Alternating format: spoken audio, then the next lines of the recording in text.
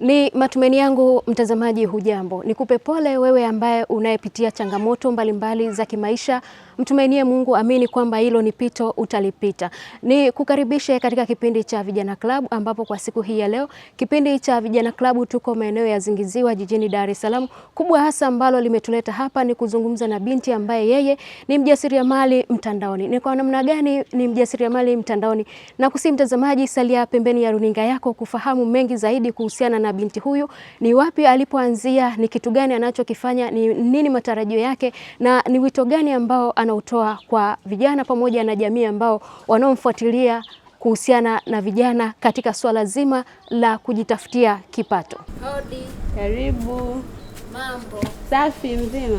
Mzima. Karibu sana. Siku. Salama. Nimefurahi kukuona. Nimefurahi pia. Asante. Zinasemaje? Endelea vizuri, namshukuru Mungu. Hata mimi pia nashukuru Mungu tumefika salama kwako. Amina. Leo nimekuja kujifunza kila ambacho nachokiona kwenye mtandao. Karibu sana. Nilikuwa najiuliza hivi kitu ni kweli au dada ndio wale wa kupiga. Kwa siku hii ya leo nipo na kijana ambaye yeye ni mjasiriamali. Leo niko na mwanadada, kwa nadra sana kuwapata kina dada kuzungumza kupitia kipindi cha Vijana Club. Nikukaribisha wewe kijana, nawe mtazamaji, tujifunze kwa pamoja kupitia jukwaa hili ambalo linatoa fursa kwa vijana kutoka nyanja mbalimbali, ambaye amesoma na ambaye hajasoma. Lengo hasa likiwa ni kuwatia vijana moyo kupitia kila ambacho ninachozungumza na vijana mbalimbali. Kipindi hiki kinatoa fursa kwa wewe kijana, usogee karibu ya runinga yako uweze kujifunza kupitia vijana ambao wamechukua uthubutu wa kutoka pale walipo na kuamua kujishughulisha, ili mradi tu waweze kuandika siku yake, lakini pia kujipatia riziki. Karibu sana kwenye kipindi. Asante sana. Mtazamaji afahamu majina yako. Kwa majina naitwa Salome Zabloni Maduka. Salome ni nani hasa na anafanya nini? Salome ni mjasiriamali. Lakini pia Salome ni binti ambaye anapambana kwa ajili ya kwake mwenyewe, kwa ajili ya kujipatia riziki, kwa ajili ya kupata mahitaji yake mwenyewe. Historia ya Salome imeanzia wapi? Historia ya Salome imeanzia Geita, lakini pia historia tunayoiona kwenye mitandao imeanzia hapa Dar. Salome unajishughulisha na nini? Salome anajishughulisha na utengenezaji wa tambi, lakini pia anatengeneza mandazi, half keki, kuksi na keki pia anatengeneza. Ndio. Safari ya Salome ya kuingia kwenye ujasiriamali wa kutengeneza baiti, tunasema baiti ama kama unavyojitambulisha Salome Snacks, ni wapi ulitolea mafunzo haya, ama ni nini ambacho kilikusukuma wewe kujiingiza kwenye ujasiriamali wa aina hii? Kwanza Salome Snacks ni mtu ambaye anapenda sana mambo ya snacks. Na kilichonifanya mpaka mimi nikaingia kwenye haya mambo ni kutokana kwanza na elimu niliyosomea. Nimesomea business administration. Iliniinspire sana nilipoanza kwa duka la chakula. Kwa kuna vitu baadhi vinahitajika kama tambi, mandazi. Nilianza taratibu, lakini pia nikawa napata oda. Kwa hiyo ikaniinspire zaidi kuendelea kupambana, kujifunza vitu zaidi na zaidi. Salome, mabinti wengi kitu ambacho kinakuwa kinawakwamisha ni mtaji. Nifahamu wewe, mbali na kuuza dukani kama ambavyo umezungumza, ni nani ambaye yuko nyuma yako ya kuhakikisha wewe unapiga hatua? Ambaye yupo nyuma yangu ni kakaangu wa kwanza. Yupo nyuma yangu na makazangu wengine wananisupport sana. Nashukuru Mungu. Ujuzi wa kutengeneza tambi uliupatia wapi? Na ni kipi ambacho kinakutofautisha wewe na tambi nyingine? Ujuzi nilifundishwa tu. Kuna mtu alinifundisha, alinielekeza. Kwa sababu napenda kujifunza pia, mimi wanapenda sana nikikiona kitu nitamani kukijua kinatengenezwa vipi. Na ilivyokuwa mpaka mimi nikajifunza, yeye alikuwa ananiletea dukani kwangu, lakini baadaye akasema yeye amechoka. Nikamwambia basi kama umechoka mimi nitakuwa natengeneza naweka dukani kwangu. Kwa hapo ndipo nilipojifunza tambi, nikaanza kutengeneza kuweka dukani kwangu. Ilikuchukua muda gani wewe kujifunza mpaka kuweza kutengeneza tambi? Ni siku moja tu. Ujifunza siku moja? Siku moja na ni dakika tu, maana yeye alitengeneza mara ya kwanza, mara ya pili nikatengeneza mwenyewe. Yaani kwa sababu tulikuwa ukiwa unapika kwenye mafuta, unaweka zaidi ya mara moja. Kwa hiyo mara moja alivyoweka yeye nikaangalia, mara ya pili nikatengeneza mwenyewe nikaweza. Gharama zake zikoje kutoka kununua, kuagiza, kuletewa na kuanza kutengeneza mwenyewe? Mtaji wa kuanza kutengeneza wenyewe sio mtaji mkubwa sana. Unaanza na mtaji kidogo kama shilingi 5,000 au 6,000 tu. Unaweza kaanza kwa sababu ukiwa unaanza huwezi kuanza na vitu makubwa, unaanza na kidogo kidogo. Kwa hiyo ukiwa na shilingi 10,000 unapata kila kitu. Ambapo kwa mtu mashine ndio ina gharama kidogo. Mashine ndio ina gharama kidogo.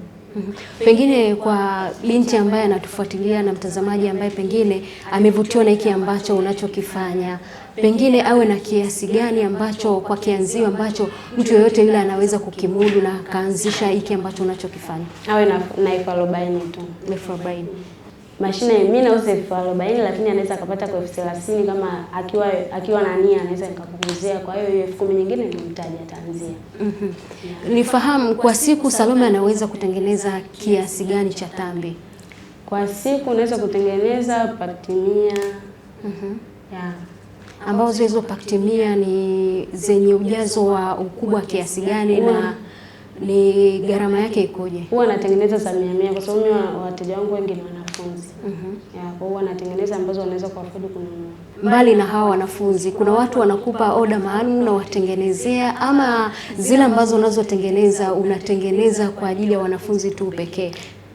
Wapo oda zinatoka, watu wananitafuta, tunahitaji za jumla, lakini kutokana na mimi nina vitu vingi vya kufanya, maana nina oda pia ya mandazi ambayo nataka nitengeneze mandazi 300 au 280 kwa siku. Kuona shinda ile kuwafungia za jumla. Ninakuwa sometimes nimechoka, nitengeneze cookies, nitengeneze niko naambia toa za jumla. Bado sijaanza, lakini nitaanza. Ushindani ukoje huko sokoni? Ushindani upo kwa kweli. Lakini tunamshukuru Mungu, kila mtu anapata riziki yake. Ni kipi cha pekee ambacho unafikiria pengine ukifanya kwenye kutengeneza kwako tambi kunaweza kukawa na ushindani mkubwa ambao wakufanya mtu aseme kwamba siwezi kwenda sehemu nyingine, nataka Salome Snacks? Ni kutengeneza kitu kilicho bora. Tufahamu mpaka sasa pengine umeshatoa ajira kwa vijana kwa njia ya kuwafundisha ama kwa njia pengine ya kuhitaji mtu wa kukusaidia kusambaza zile snacks? Kwa watu wa kunisaidia bado, kwa sababu bado sijaweka mazingira yangu sawa, bado sijapata nafasi ya kukaa na watu ili na mimi nipate vijana ambao naweza nikawalipa wakasambaza bado.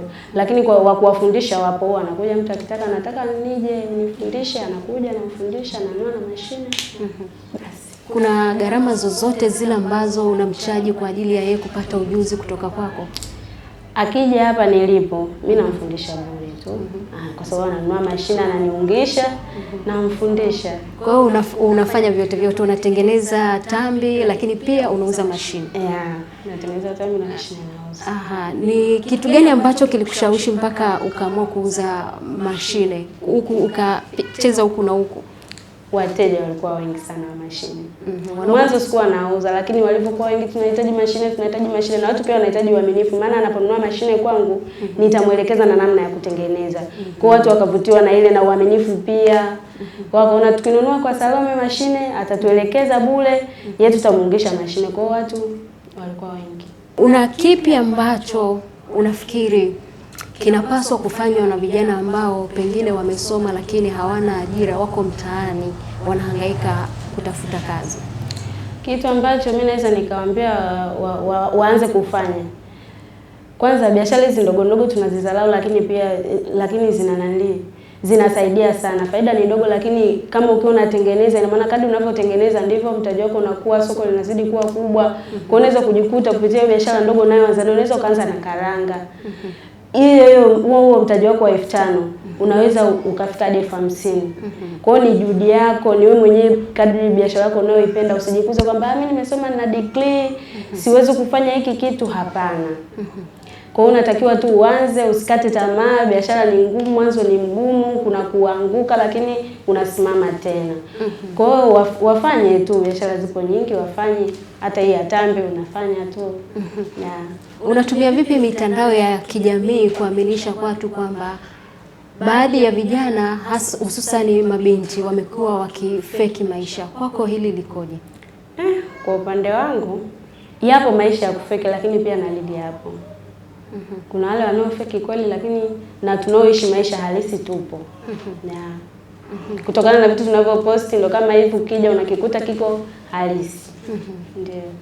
Unafikiri ni kitu gani ambacho vijana wafanye ili watu waache ule mtazamo wa kusema kwamba vijana wengi wanatumia mitandao ya kijamii ndivyo sivyo, lakini tumekuona wewe umetumia mitandao ya kijamii kama sehemu yako ya fursa.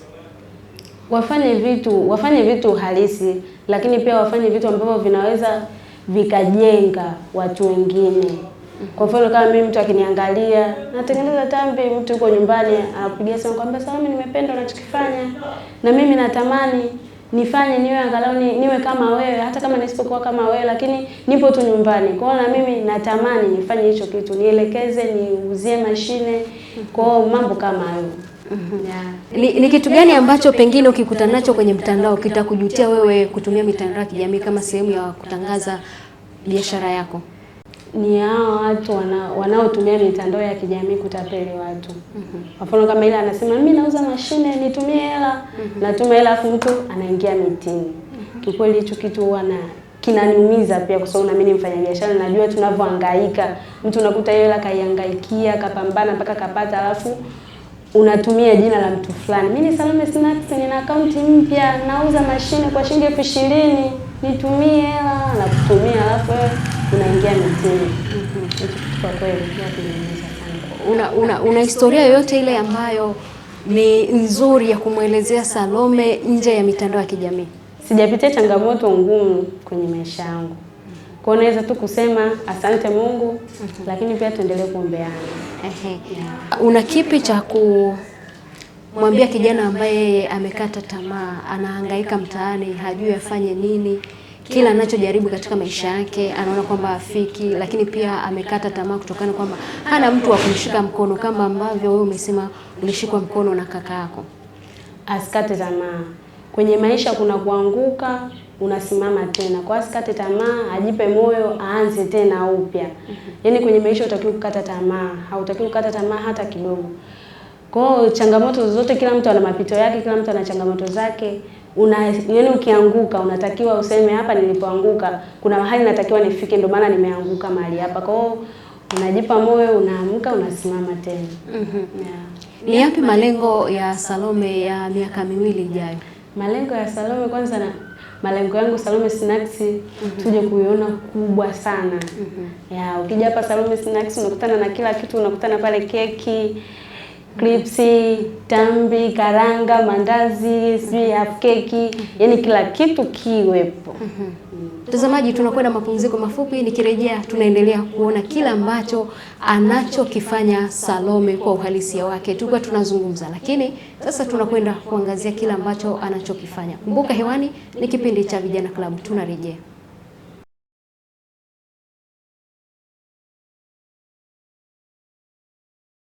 Baada ya mapumziko mafupi tumerejea. Sasa tunakwenda kuona kila ambacho Salome amekizungumza. Ni kwa namna gani anafanya, ni kwa namna gani anaandaa, ni kwa namna gani anapika, ni kwa namna gani anapofanya vyote hivi vinakamilika mpaka kuitwa Salome Snacks. Salome, tupo hapa, tunataka sasa mtazamaji wetu, lakini pia wewe utueleze sasa hatua ya kwanza ni kipi ambacho kinaanza, nini kinachofuata? Sawa. Kwanza tambi tunatengeneza kwa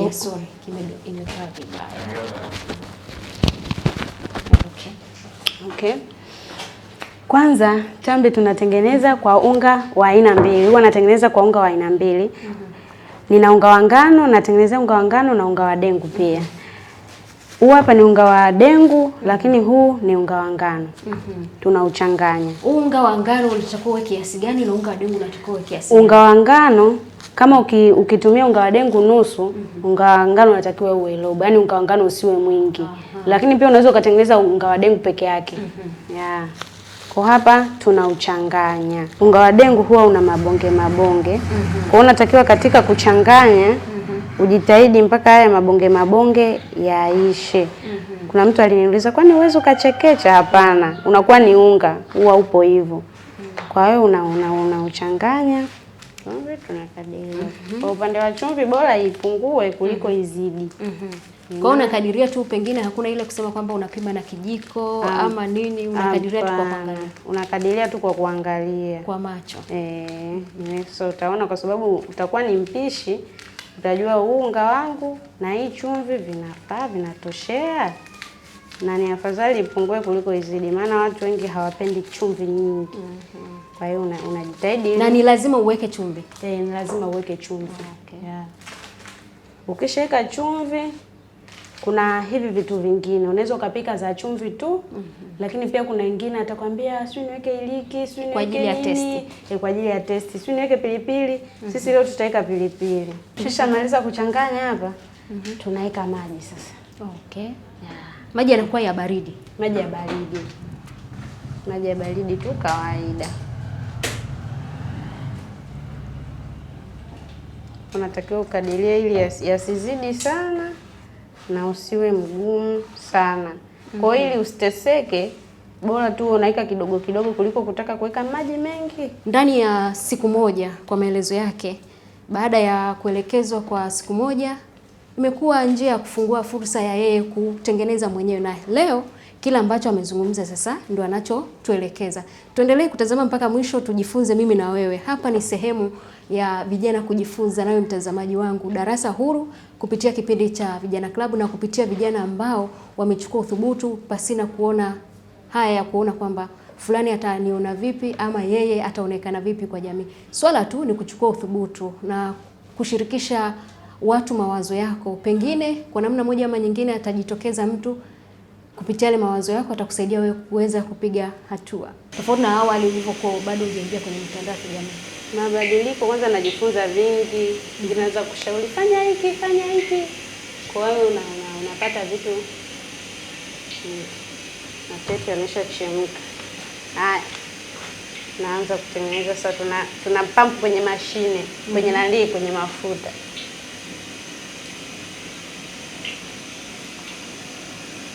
Kupitia kipindi cha Vijana Club, wewe kijana unacho cha kujifunza kupitia Salome Snacks, lakini pia kama una maswali ama chochote cha kutuambia kuhusiana na kipindi hiki, ama ungependa kipindi hiki kifike nyumbani kwako ama eneo ambalo unalofanyia shughuli zako kwa lengo la kufundisha vijana wengine na kuwapatia ujuzi, tutafute kupitia namba yetu inayopita chini ya screen yako. Kumbuka tu namba hii sio ya kupiga, namba hii ya kutuandikia arafa yako, nasi tutakuja kupitia na kufanyia kazi kila ambacho umetuandikia. Kupitia hiki ambacho umekifanya kuanzia maandalizi, kutengeneza pamoja na kufikia hatua hii ya kusubiria sasa kuweka kwenye mfuko. Kwa mtu ambaye anayeanza, kuna ugumu kwa kiasi gani? Ugumu huwa ni kuna lile kuchoma kwenye mafuta, kuzungusha ile mashine. Nikawa ananiambia mbona sisi zinakuwa zinashikana? Maana ile mashine inatakiwa uizungushe ili zitengeneze duara. Lakini kwenye kuzizungusha mashine usiipeleke tu hivi. Unatakiwa unakuwa unaichezesha ili zichambuke, zisishikane. Yeah. Na kwa mtu ambaye anayeanza, wewe umetumia, kwa sababu tayari umeshakuwa mzoefu, umetumia vipimo kwa kutumia macho. Haujatumia vipimo ambacho unaweza kusema pengine hiki hapa nimetumia kijiko kimoja au nimetumia maji nusu lita. Hebu mrahisishie mtazamaji ambaye pengine anataka kwenda kujaribu ili baadaye na yeye aweze kuwa mjasiriamali kama wewe.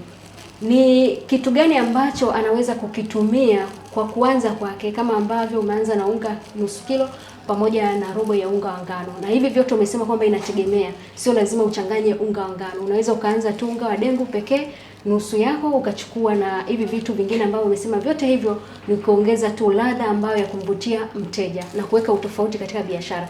Je, kwa mtu ambaye anaanza tu, pengine anataka aanze kwa ajili ya matumizi yake ya nyumbani, kuendelea kujitengeneza kidogo kidogo, mrahisishie namna ya kuweka vipimo sawa. Wewe umetumia macho kwa sababu ni mzoefu. Yeye sasa afanyaje kwa unga wa nusu kilo? Aweke maji kiasi gani? Kwa maji mimi naweza nikamshauri aweke tu kidogo kidogo, maana sisi kumwambia weka sijui robo kikombe nini. Kwa hiyo afadhali au anachota anaweka tone moja, anachanganya, anaacha tena, anaweka tena. Kwa hiyo anaweka kidogo kidogo, anachanganya, naona unga wangu unatosha. Lakini kwa kumrahisishia zaidi ni akande kama anavyokanda unga wa chapati. Itamrahisishia zaidi kujua unga wa chapati unakuaje. Kwa hiyo afanye namna hiyo, maana hautofautiani sana na ukandaji wa chapati.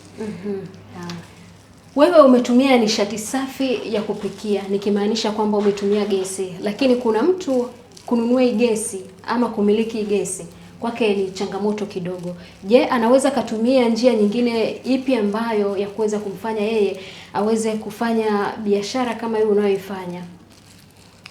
Atumie kuni na kama akitumia mkaa aweke mkaa mwingi na uache uwake kabisa wote, upate moto wote ili uwe mkali, uwe na moto mkali. Zinapikwa kwa moto mkali. Kwa hiyo kuna wengine wanatumia mkaa lakini mkaa uwe mkali. Kwa aweke mkaa mwingi upate moto kabisa wote. Na je, kwa mtu ambaye anatumia pengine jiko la mafuta ya taa? La mafuta ya taa sidhani kama linafaa. Kwa sababu kwa uwakaji wa jiko la mafuta ya taa ni hafifu kidogo.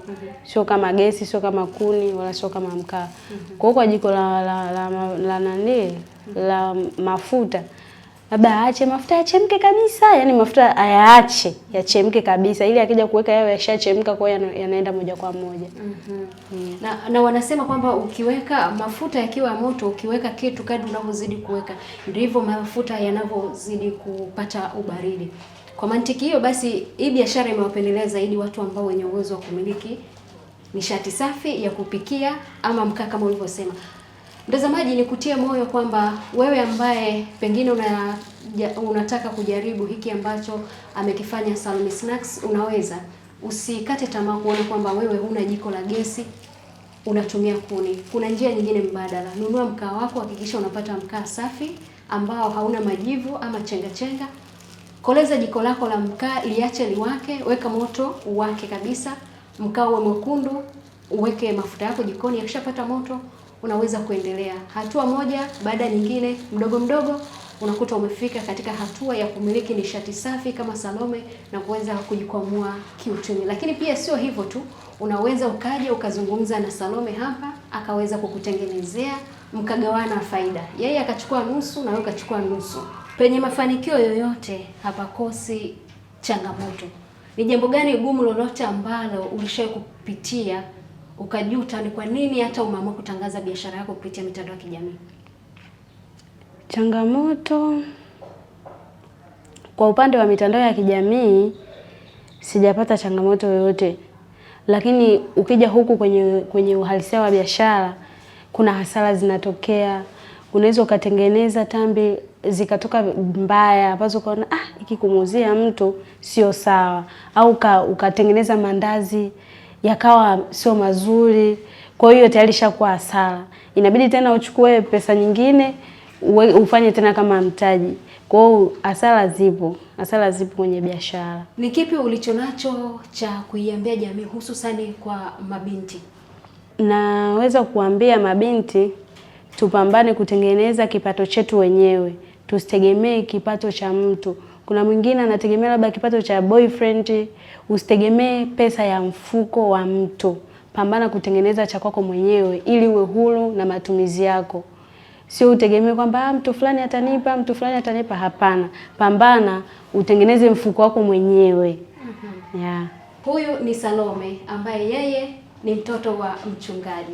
Hakukata tamaa, lakini hakuona aibu kwamba nitachukuliwa vipi, baba yangu ni mchungaji, kaka yangu ni mchungaji. Ameamua kuchukua uthubutu na ametoa rai kwa vijana hususani wa mabinti.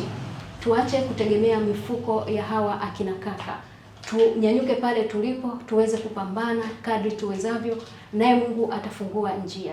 Mtu akitaka kukupata Salome Snacks anakupata kwa namna gani? Pengine kwa kukaa mezani kuzungumza kwa ajili ya biashara, ama kutaka kujifunza na mambo mengine yoyote yale kuhusiana na maisha? Namba yangu ya simu ni 0768868020, lakini pia ukiingia kwenye ukurasa wangu wa TikTok uipo kwa bio pale, unaweza ukachukua, tunaongea, unahitaji nini, unahitaji nikusaidie nini, tufanye nini, tutaongea. Kama una chochote cha kutuambia kuhusiana na kipindi hiki, tuandikie kupitia namba zetu zinazopita chini ya screen yetu, lakini kupitia mitandao yetu ya kijamii pale Instagram kwa kuandika Strong Lady 03, na kipindi hiki utakipata kupitia mitandao yetu ya kijamii pale YouTube kwa kuandika Tumaini_.